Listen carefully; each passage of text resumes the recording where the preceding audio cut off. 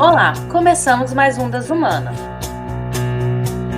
E hoje vamos falar de uma prática que pode ser desconhecida para quem nos ouve em centros urbanos ou que é de uma geração mais jovem. Estamos falando da benzeção, que cura até espinhela caída e vento virado. A benzeção é um saber tradicional empregado em favor do bem viver. É muito comum na medicina popular e em regiões rurais. Eu mesma, quando era criança, fui benzida na cidade dos meus avós, no interior de Minas. E também sei que há um grupo de benzedeiras ligado ao posto de saúde em Brasília. Bem, mas sem mais delongas, vamos apresentar a convidada de hoje, a Flávia Brito. Olá, Flávia, tudo bem? Olá, tudo bem, Juliana? Leibson, prazer estar aqui. Muito obrigada pelo convite. Seja bem-vinda e que os anjos comecem a tocar seus instrumentos, pois começamos agora a leitura do currículo Lattes da Flávia. A Flávia tem graduação em História pela Universidade Estadual de Goiás e mestrado em Educação pela Universidade Estadual de Mato Grosso. Atualmente, cursa doutorado em Educação na Universidade Federal de Mato Grosso, a UFMT. Sua tese aborda saberes e fazeres tradicionais de benzedeiras e benzedoras em comunidade tradicional quilombola na Baixada Cuiabana. Ela é membro do Grupo de Estudos e Pesquisas sobre Trabalho e Educação. A Flávia também desenvolve estudos e pesquisas sobre produção associada e sobre categorias Trabalho e Educação sob a perspectiva materialista histórico-dialética. Pesquisa nas áreas de educação do campo, gênero e relações sociais de sexo. Bom, Flávia, tá tudo aí? Alguma coisa que você gostaria de acrescentar pra gente? Não, tá tudo aí, tudo certo. Como que foi o processo de chegar na benzeção como objeto de pesquisa? Como que isso te atraiu? Por quê? É engraçado você falar isso porque foi justamente por meio de uma benzeção mesmo. O grupo de pesquisa do qual sou membro, né, do professor Dr. Edson Caetano, ele pesquisa esses saberes e esses fazeres em comunidades tradicionais aqui da Baixada Cuiabana, no Mato Grosso. Mas não a benzeção ainda, né? A gente pesquisava produção associada, que são essas associações que se desenvolvem nesses grupos, nessas comunidades tradicionais quilombolas, indígenas, assentamentos. Numa visita de campo à cidade de Acorizal, aqui no Mato Grosso, tinha uma benzedeira. E aí ela se propôs a benzer quem quisesse no grupo, né? E nós, os marxistas que estávamos lá, surpreendendo todo mundo, nossa, vocês se benzendo, né? E aí a gente foi se benzer e ficamos muito encantados com essa perspectiva de um fazer gratuito, né? Que o Marcel Mauss, que é um antropólogo, ele chama de dádiva ou dom. Marcel Mauss vai procurar elementos de uma moralidade a respeito de questões como hospitalidade, a necessidade de dar presentes, de retribuir presentes, o elogio da generosidade, como a generosidade ela é promotora de vínculos sociais. Ele traz um poema escandinavo e esse poema ele vai falar da obrigação de fazer amigos e de dar presentes e de retribuir presentes, a condenação da avareza. Ele está fazendo isso para tentar entender, afinal de contas, ele tem uma pergunta, né? Qual é a obrigação que faz com que diversas sociedades estudadas, os presentes ofertados devam ser retribuídos? Que é isso, né? Uma pessoa oferece gratuitamente e normalmente o pagamento é totalmente diferente daquilo que a gente espera na nossa sociedade capitalista, né? Que normalmente a gente pensa, o que a pessoa vai ganhar em troca se ela fizer isso para mim? O que eu ganho? E não, ela se ofereceu para benzer, a gente se sentiu muito bem e a gente foi amadurecendo isso. E aí percebemos, então, a partir daí, né, a gente se entregou para isso e quando a gente mergulhou, a gente descobriu um mundo de possibilidades para pesquisa. Também conhecemos as benzedeiras de Brasília, que fazem um trabalho para a rede de saúde da família, e conseguiram, pela organização das benzedeiras, de forma associada, de forma coletiva, elas conseguiram oferecer esse atendimento por meio dos PSF para a comunidade, para os bairros, tem uma agenda de atendimento, de benzimento. E aí foi a partir daí que a gente foi aprimorando o nosso campo de pesquisa e fazer essa pesquisa em meio à pandemia tem sido um esperançar mesmo, sabe? É uma perspectiva... Muita gente está pesquisando coisas que nos deixam muito desolados, muito desesperançosos.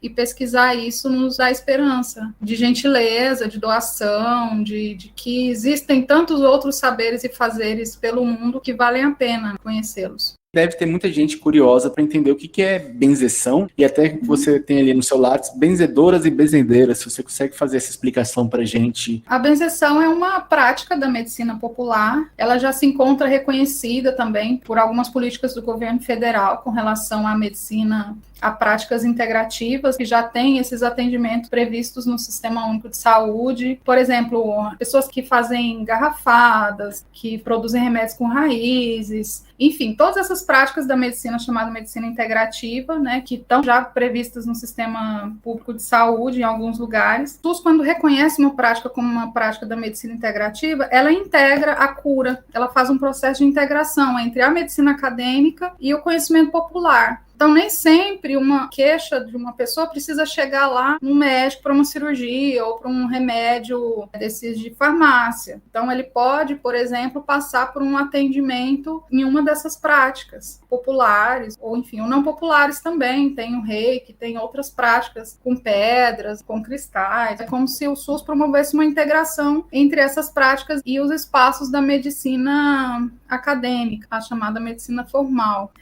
A benzeção é uma prática da medicina popular, ela integra também, entre outros aspectos, a reza, a pessoa que benze, ela sabe doenças específicas, não necessariamente são doenças que a gente conhece na medicina acadêmica, ou conhece por outros nomes, por exemplo, um osso quebrado ou uma torção. Tem benzedeira que benze contra isso, elas chamam de costureiras de rendiduras. Elas costuram esse osso quebrado. Tem algumas práticas que se assemelham àquelas simpatias, né, antigas, que a gente conhecia como simpatias, mas nem sempre elas são reconhecidamente possíveis de realizar essas curas mesmo. Também podem se utilizar de plantas, de ervas, ramos, ou produtos de origem animal, banha, também de objetos. Tem gente que benze com tesoura, tem gente que benze com brasa. E aí essa pessoa faz um ritual, a pessoa vai se benzer, normalmente ela acredita naquilo, então ela vai procurar um benzedor. Então parte do ritual de benzeção é a pessoa que procura, também faz parte do ritual de benzeção. Normalmente essa pessoa também carrega uma fé, ou ela reza para alguém, alguma entidade ou algum santo que auxilia no processo de cura, né? Essa pessoa que cura se liga a alguma entidade, né? Pode ser uma entidade da floresta, pode ser um santo, Nossa Senhora, tem rezadeira, benzedeira que benze também, que é evangélica, enfim. Normalmente ela se liga a uma religião. E aí ela promove esses processos de cura. Por exemplo, vocês falaram, né, a espinhela caída. A gente não sabe explicar exatamente o que é, porque a medicina acadêmica nem precisou também, né, traduzir o que é a espinhela caída. Mas quando você se benze, a benzedeira vai te dizer que você estava com a espinhela caída e que a partir dali você não está mais, você vai estar curado disso. Existem males da alma, por exemplo, do espírito, o quebranto, o mal olhado, que vão te fazendo mal, então ela te faz uma reza, te faz uma cura. O processo é esse. Benzedeira, benzedor, só a forma como as pessoas em diferentes lugares vão denominar. E no artigo você fala da relação da benzeção com o bem viver. O que é o bem viver? Como se relaciona, inclusive, a conhecimentos ameríndios? Esses conhecimentos populares, que a gente reconhece hoje como conhecimentos insurgentes, né, epistemologias insurgentes, porque apesar de serem ancestrais, antigas, elas insurgem nesse momento para a academia, né? Principalmente com reconhecimento não sei se reconhecimento, porque eles não precisam disso também, porque sempre curaram, independente da gente, enquanto a academia reconheceu ou não. Mas eles têm ocupado muitos espaços, principalmente com políticas de governo que vão incluindo povos indígenas, povos originários e tradicionais, de quilombos, que vêm para a universidade, e esse saber insurgente chega na universidade e ocupa. Então, a gente precisa também não reconhecê-los, mas salvaguardá-los enquanto saberes que possuem uma origem, porque também se corre o risco de que esses saberes sejam apropriados pelos saberes da academia e transformados em outras formas. Então, eles precisam também dessa salvaguarda, que seja garantido que eles têm uma história. Tem algumas histórias de cientistas que vão a comunidades tradicionais, se apropriam de saberes tradicionais, fazem patente desses saberes e a própria comunidade precisa deixar de utilizá-lo porque legalmente eles já deixam de ter acesso. O jambu, planta muito usada na culinária, mas que nos últimos anos despertou o interesse da indústria farmacêutica internacional. Rico em espilantol, substância que causa sensação de dormência, o jambu se revelou uma fonte preciosa de anestésico. Só no ano passado, a França fez 55 pedidos de patentes relacionados ao jambu, revela relatório do INPE, Instituto Nacional de Propriedade Industrial, órgão responsável pelo cadastramento e pela concessão de patentes para todos os tipos de produtos no Brasil. E não para por aí. Quando o assunto é a indústria da beleza, especialmente os cremes mais sofisticados, muitos outros produtos de origem francesa têm em sua composição substâncias de plantas originárias da Amazônia, como a andiroba e a copaíba. Já os ingleses produziram uma máscara capilar à base de jaborandi. E os alemães usaram a planta para criar uma droga contra o glaucoma. Uma benzedeira, ela precisa ter acesso garantido ao seu bioma e proteção desse bioma, porque ali tem ramas, tem raízes, né? E são extremamente importantes para a comunidade, para o povo, e que garantem esses processos de cura. Então, quando esse bioma está ameaçado, ou quando o avanço da ciência oficial, acadêmica, vem para esse bioma e se apropria dele, vários saberes podem estar em risco. A evidência desse conhecimento para a gente é isso. A gente não está nem reconhecendo, nem balizando esse saber. A gente está aprendendo com ele e também contribuindo com essa salvaguarda.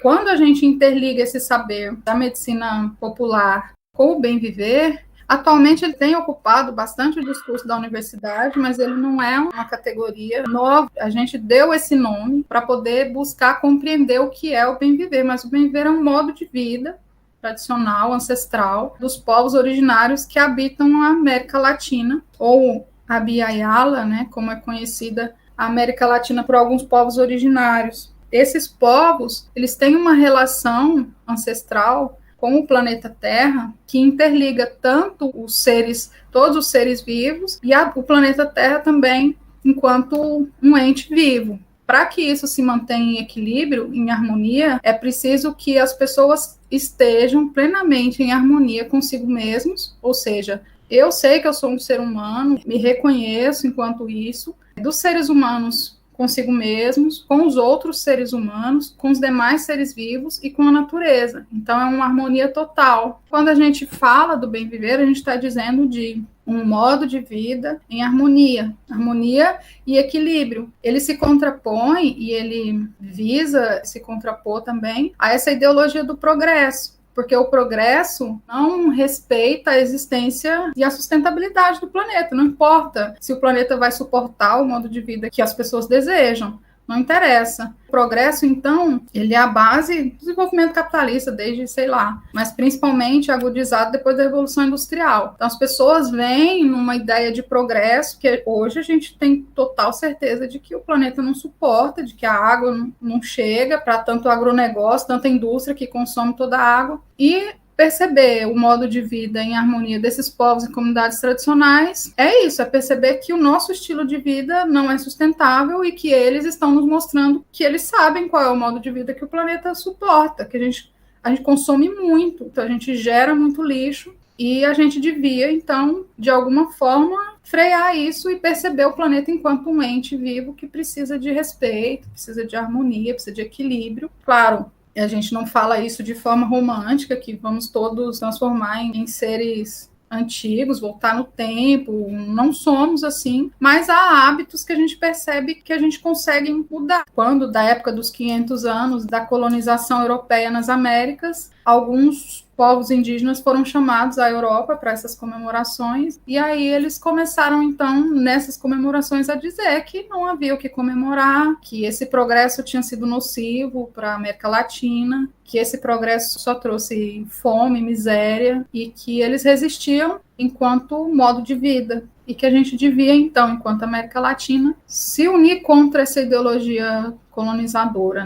E é mais ou menos isso, mas tem várias vertentes sobre o bem viver, tem várias perspectivas, indigenista, política, que, por exemplo, tem algumas já constituições na Bolívia, por exemplo, que já incluíram o direito da terra, que já tem uma discussão sobre bem viver na própria Constituição do país, que já estão bastante avançadas nesse sentido. Tem o bem viver sendo discutido na academia. Se você pudesse também contrapor bem viver ao método de medicina atual, que é uma medicina no meio da doença. A medicina se baseia normalmente na doença, não só na doença, como no adoecimento da população. A gente vê vários mestres de cura tradicionais que falam, quando uma pessoa aqui da comunidade precisa tomar um remédio de farmácia, ele começa a tomar um remédio, ele adoece de outra coisa, e aquilo ali, quer dizer, ele percebe que há uma indústria que lucra com o adoecimento da população. A finalidade da indústria farmacêutica não é nunca a cura, senão o lucro. Por outro lado, o conhecimento da medicina popular, ele não vê a pessoa aos pedaços. A medicina popular, ela vê a pessoa como um todo. O fim, a finalidade daquela pessoa que te oferece um processo de cura é que você, enquanto pessoa, esteja plenamente curado. Eu peguei um trechinho aqui do seu artigo. A pandemia de Covid-19 nos mostrou uma faceta bastante interessante da tecnologia e da modernidade. Conectados, nos isolamos. Muitas vezes não conseguimos entender por que tanta solidão, se estamos cercados de amigos virtuais nas redes antissociais. E aí a pergunta para você, nessa lógica que a gente tem um bem viver, mas tem um mal viver também, você acha que a pandemia está complicando o nosso cuidado com os doentes, ou um cuidado mesmo com o nosso bem-estar? Recentemente ouvi uma benzedeira falando sobre isso, que até isso a pandemia tirou, né? Porque os processos de cura da medicina popular, eles prescindem o carinho, o amor, o afeto, o toque, a proximidade entre as pessoas, e ter que abrir mão disso é uma violência muito grande, é abrir mão de um processo de cura ancestral e importantíssimo para esses povos. Tem um livro do Ailton Krenak, muito interessante, que ele escreveu sobre a pandemia, ele publicou ele no ano passado, e aí é uma perspectiva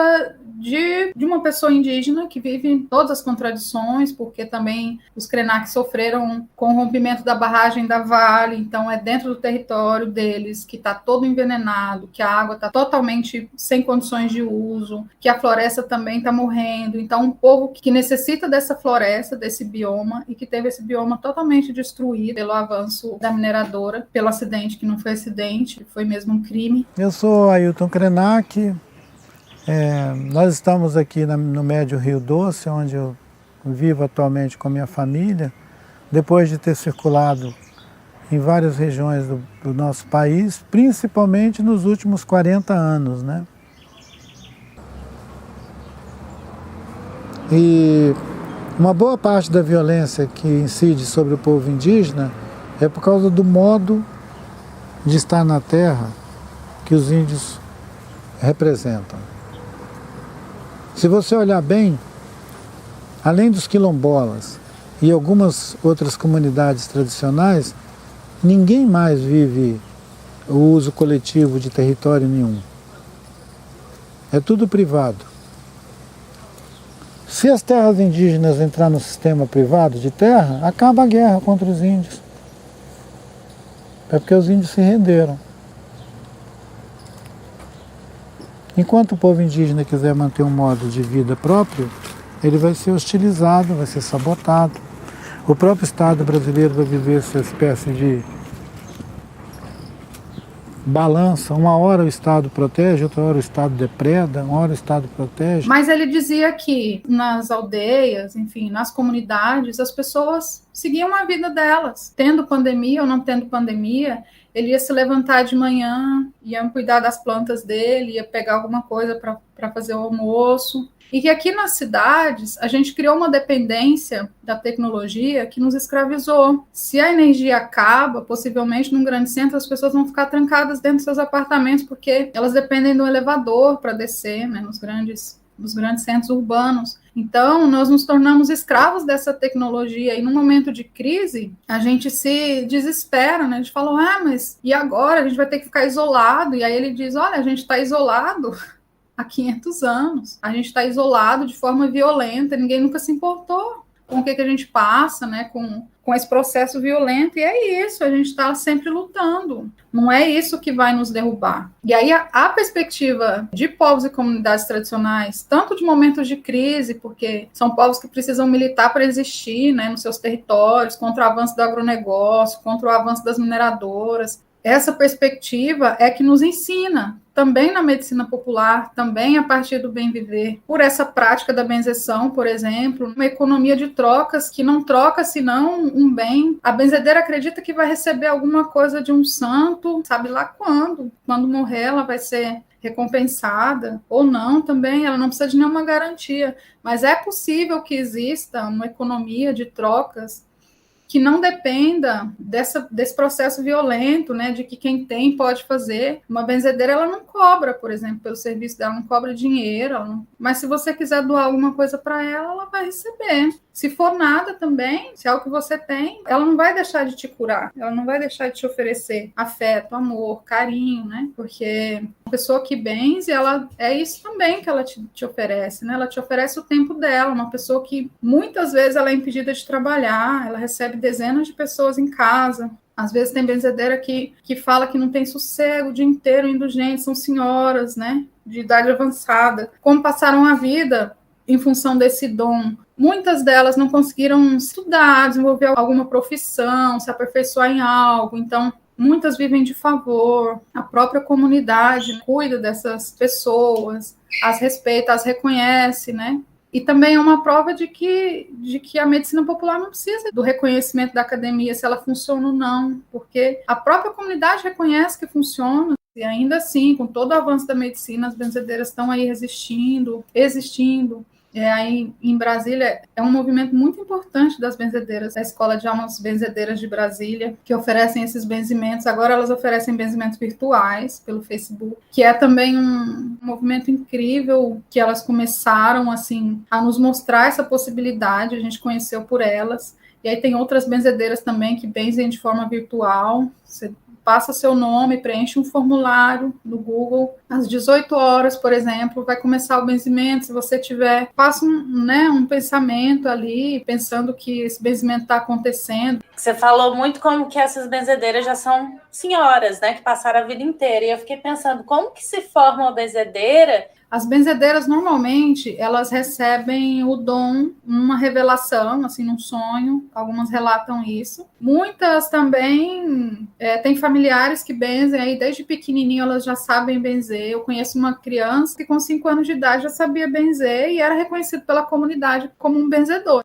Na zona rural, por exemplo, tem umas estradas que tem animal peçonhento, é uma estrada perigosa, né? Então, o benzedor vai lá, benze a estrada. Era um menino que aprendeu vendo o vô benzer. O que faz um benzedor ele tem o dom, né? Ele sabe, ele aprendeu com alguém, uma tia, um tio, um vizinho, ensina ali alguma coisa, ela vai desenvolvendo, e aí a comunidade reconhece. Tanto é que em cidades onde esse ofício é reconhecido por lei, por exemplo, a cidade de Rebouças, no Paraná, tem uma lei que reconhece o ofício de benzedeiras. E aí isso garante que elas e eles, por exemplo, tenham uma carteirinha de benzedor, de que ele é um praticante dessa prática de cura. Aí ele relata o que ele benze. Normalmente elas são reconhecidas, tem relato. Você fala numa benzedeira, alguém te fala, olha, essa pessoa me curou, ela me tirou de uma cama, eu estava desenganado.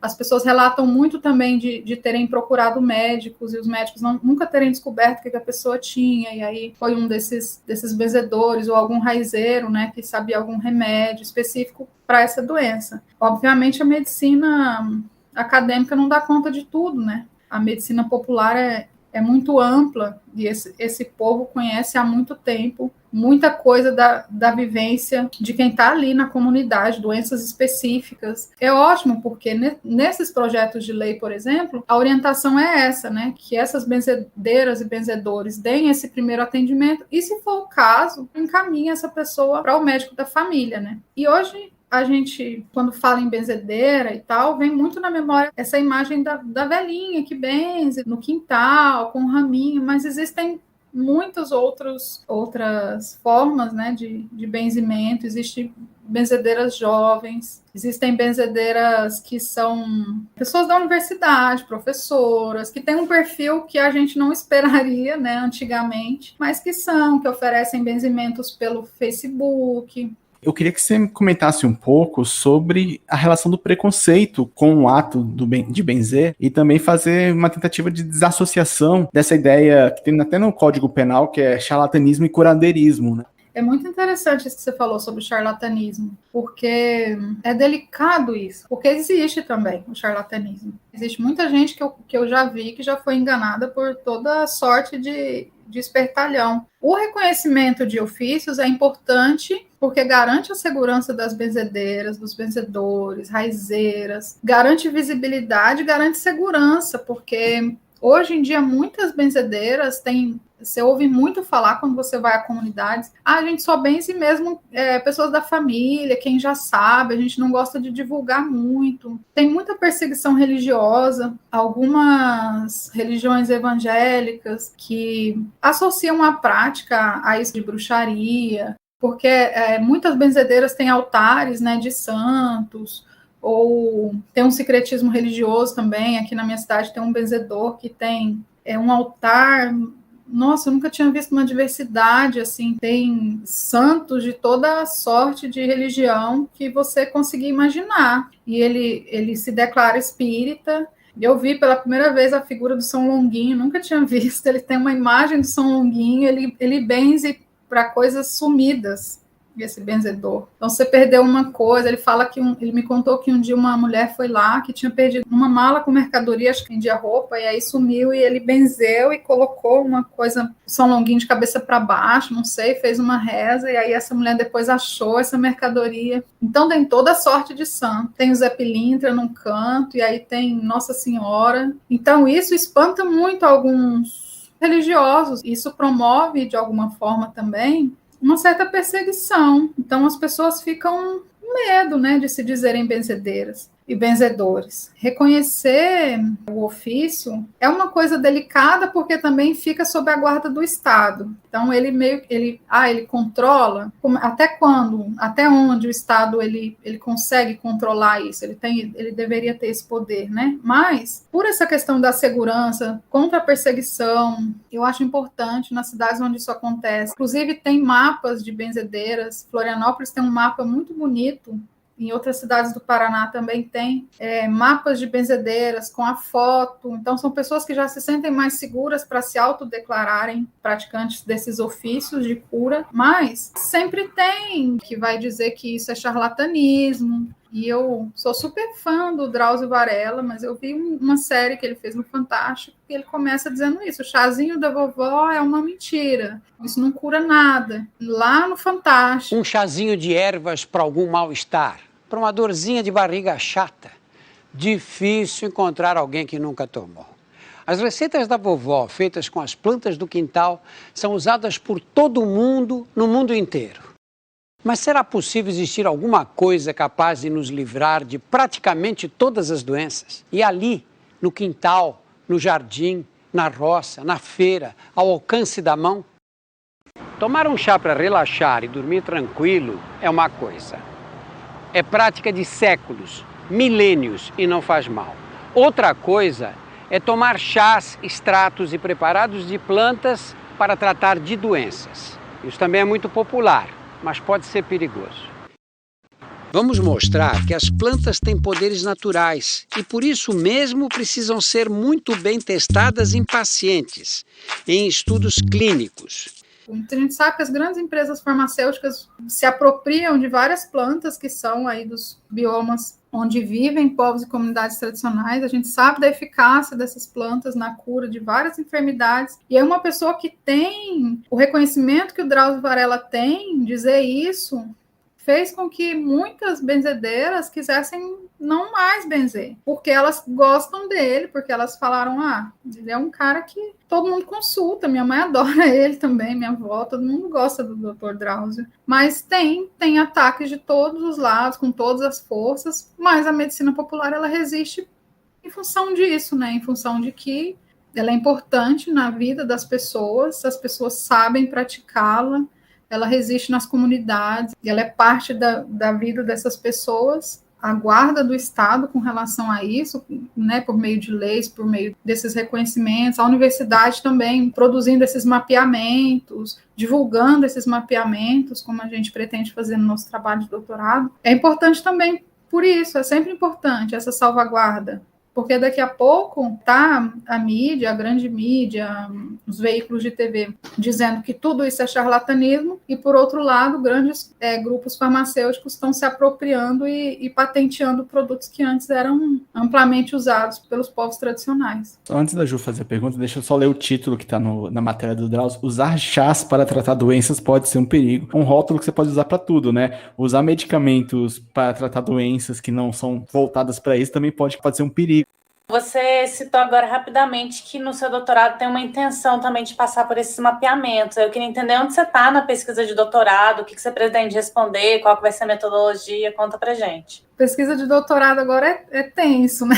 Em comunidades a gente não pode ir fazer pesquisa de campo, porque está perigoso, a gente não tem como ir fazer pesquisa. Até que estejam todos vacinados. A gente tomou aqui a primeira dose lá no Quilombo. Eu faço minha pesquisa num quilombo, né, o Quilombo de Mata Cavalo, que fica em Nossa Senhora de Livramento, na Baixada Cuiabana. As pessoas lá estão vacinadas, mas ainda assim, claro, também o Conselho de Ética nem liberaria para a gente ir lá fazer pesquisa de campo, e a gente também não tem como ir. Nós conseguimos agora aprovar um projeto de extensão pela agência de fomento aqui do Mato Grosso, chama FAPEMAT. Então, nós conseguimos 3 bolsistas, que são meninas que moram na comunidade. A pesquisa de doutorado que nós estamos fazendo, meu orientador e eu, a gente pretende fazer um mapeamento das benzedeiras lá nessa comunidade, então fazer um mapa social, né, produzir o mapa mesmo, para a gente visualizar onde estão essas benzedeiras. A partir daí, discutir a criação de uma associação de benzedeiras e benzedores lá no Quilombo. Nesse meio tempo, tem um processo formativo para discutir a importância das associações.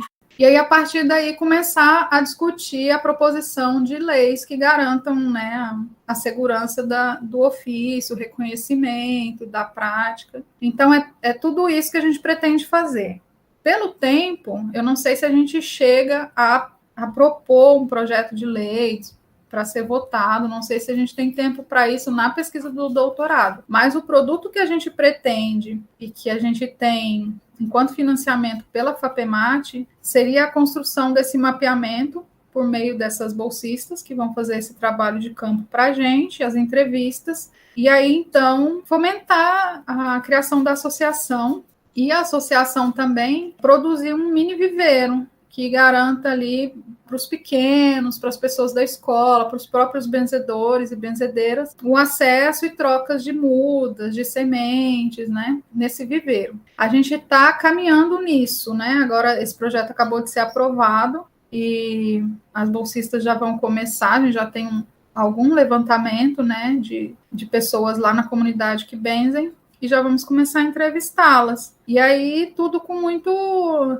É um tempo muito diferente agora, né? A vontade da gente é fazer muita coisa, ir para campo, e aí a coisa não caminha, a vacinação não caminha, é muito lento. Agora a gente tem vacina, mas as pessoas não querem se vacinar aqui no Mato Grosso. Aqui na minha cidade, eu moro em Barra do Garças, que faz fronteira com o estado de Goiás, e aqui os jovens não estão se vacinando, então, quer dizer, a cidade está um caos. As pessoas idosas se vacinaram, os jovens que estão nas ruas não se vacinaram, e aí o Mato Grosso está assim, né, recordista em mortes por Covid, as UTIs lotadas. Então, pesquisa de campo, pesquisa de doutorado, principalmente em comunidades tradicionais, para a gente vai ser difícil. Mas aí tivemos essa saída, né, de conseguir bolsistas na comunidade para fazer essa pesquisa de campo para a gente. E estamos caminhando nisso, pensando, refletindo novos conceitos. A gente está desenvolvendo um conceito que a gente tem chamado de bem fazer, que seria isso, né, inclusive a nossa tese, né, de que o amor também é revolucionário, esse afeto com o outro, essa relação do bem viver, produzir a vida de forma associada, né, de forma coletiva. E aí a gente vai buscar fazer essa relação por meio do trabalho das benzedeiras nas comunidades tradicionais. Mas, de curiosidade, com o seu convite, você já consegue aqui fazer uma explicação para a gente aqui do que é espinhela caída e vento virado? Olha, Aí você me aperta, como diz o goiano. Não sei o que é espinhela caída. Você acredita? Olha, também eu não. estudo. Eu já me benzi de espinhela caída. Eu estive com a espinhela caída. E se você me perguntar o que é a espinhela caída, eu não sei. Mas eu sei que tem a ver com a coluna, né, que a gente imagina. Ou você tá com ela aberta assim, ou você tá com ela caída assim. Então, a benzedeira, normalmente, ela vem com um pano, e aí ela mede as dimensões do seu braço, a distância do braço para a mão, e aí ela amarra, dá umas voltas, torce, né, te puxa, te levanta, e você volta para o lugar. Você volta a respirar melhor, você abre mais, né, a sua caixa torácica, tanto quando ela está caída, isso é ruim, quando ela está aberta também é ruim, então ela te coloca novamente no eixo. Mas eu não sei se é isso não, eu acho que é. Eu já perguntei para uma benzedeira, e ela me explicou de um jeito que eu também continuei sem entender. Eu sei que existe, eu sei que tem cura. Eu vejo um dicionário aí, né, de termos da medicina popular. É mesmo, no mínimo um glossário. Agora também mais curiosidade. Você disse que ainda vão ser feitas entrevistas, mas você falou que já conversou com benzedeira, já teve esse contato. Você já fez alguma entrevista prévia nesse período anterior à pandemia? Não, eu tô longe da comunidade, né? Aqui onde eu tô, fica uns 500 quilômetros de lá. Mas aqui na minha cidade tem algumas comunidades, e aí eu fui me benzer e fui conversar com algumas benzedeiras aqui na cidade. Eu achei umas 15 pessoas que benzem aqui. E é muito engraçado quando você começa a procurar benzedeira. A Tadiane é uma pessoa que fez um mapeamento lá em Florianópolis, uma antropóloga, uma pessoa muito querida. Ela conversou comigo sobre isso. E aí, assim, você chega normalmente num bar ou num posto de saúde, em lugares assim que são centrais, né, nessas comunidades ou nos bairros, e pergunta, vem cá, você sabe onde é que tem uma benzedeira? A pessoa fala, tem fulano ali na rua tal, aí você vai lá e você acha uma benzedeira. Então, um mapeamento, normalmente, ele surge dessa pergunta, né? Onde é que tem uma benzedeira por aqui? Porque não tem no Maps, né? Não tem como procurar uma benzedeira se não for assim, do modo tradicional, né? E aí vão surgindo. Uma conhece outra, de repente alguém te liga, te manda uma mensagem na rede social, tem uma benzedeira ali, e aí você vai descobrindo um mundo escondido, né, nas periferias, e aí eu meio que desenhei um mapa aqui da minha cidade, marcando onde estão, e é muito interessante, porque eles margeiam a cidade, eles não estão nos centros e nos bairros mais abastados, né? Eles estão nas periferias. O desenho do mapa aqui na cidade me mostrou isso. Eles estão nas margens mesmo. Mas o olhar da margem é um olhar privilegiado, né? Tá na margem não é ruim, porque da margem você enxerga tudo. Enxerga o centro, enxerga a margem em si. Então, a periferia é também um lugar privilegiado, né? De encontros, de gente de toda sorte. E aí eu fui procurá-las e fui mesmo de curiosa conversar e descobrir como é que começa a benzer, o que benze, o que é a espinhela caída, o que é o quebranto, como que descobre que tá, para ir me familiarizando mesmo enquanto eu não posso ir até meu campo de pesquisa, né? Fui conversar. Só pensando se nessas primeiras conversas, se alguma coisa da sua visão já mudou. Eu acho que, principalmente, a gente, quando vai fazer pesquisa, mesmo nas humanidades, a gente tem muito vontade de provar as coisas, provar que existe, provar que é verdade. E essa tranquilidade de não ter que provar, porque existe e está lá, e as pessoas se benzem, e se você não quiser acreditar também, a coisa vai continuar existindo, é um saber que está ali sistematizado na comunidade, faz sentido. Então, eu acho que essa coisa de não procurar, sabe, explicar muito, não procurar traduzir para a academia, não procurar colonizar com o nosso método, com nossa perspectiva teórica, de aprender, porque eles sabem muito mais que a gente. Isso é um exercício que para mim tem sido primordial na minha pesquisa, sabe? De não traduzir esse pensamento, porque ele é um pensamento que está pronto, ele está sistematizado, ele existe há muito tempo. E é isso que basta, é o reconhecimento da comunidade, é a resistência por tantos séculos, né? A gente queria agradecer a sua participação, nosso tempo vai correndo muito rápido, né? E deixar você à disposição para se quiser dar uma palavra final. Eu queria só agradecer, pedir licença, né, para essas pessoas das quais a gente fala, né, e que se eu tiver escrito ou dito alguma coisa que não seja o que realmente elas acreditam que seja, elas e eles, que não, a intenção da gente é descortinar isso. É um universo também muito novo para a gente, né, na academia, que a divulgação desses saberes é importante o que vocês fazem no podcast, divulgar as pesquisas em humanidades, né, nesses tempos em que se questiona as ciências, até as ciências duras, né, são postas à prova, imagina as humanidades, né, que sempre foram. Espero que isso nos dê força também para continuar, para entender melhor. Quando a gente fala, né, dos nossos sujeitos de pesquisa, a gente reflete junto sobre eles, a gente entende melhor. Compartilhar saberes é sempre muito importante. Então, queria dizer que é isso, que a gente está querendo se colocar enquanto contribuição mesmo para a salvaguarda desses saberes tão importantes para o povo brasileiro, para o povo das comunidades, para os povos originários. Então a gente vai encerrar esse episódio falando também que o Das Humanas é um ambiente de troca. E tem o nosso e-mail, se vocês quiserem mandar sugestões ou comentários, que é voz@dashumana.com. Das Humana está no YouTube e em várias plataformas de podcast, que é o Spotify, Google Podcast, iTunes e outros tocadores também. E a gente volta daqui a pouco, né, Ju? Daqui a quantos dias? A gente volta em 15 dias com um novo episódio. E é isso. Até a próxima. Das Humanas, a ciência sem jaleco.